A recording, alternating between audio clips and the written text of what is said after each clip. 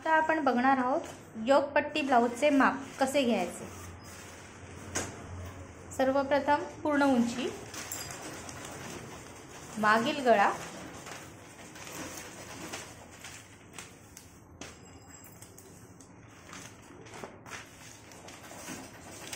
पुढील गळा,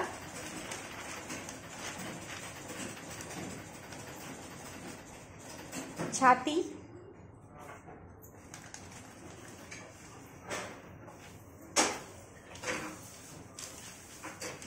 कमर घेर,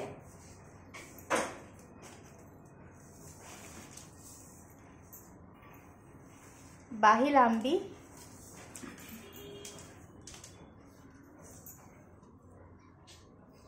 दंड घेर।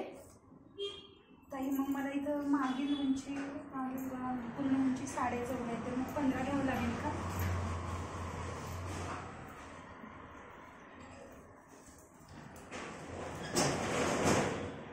शोल्डर ही आहे योगपट्टी ब्लाउजचे माप घेण्याची पद्धत।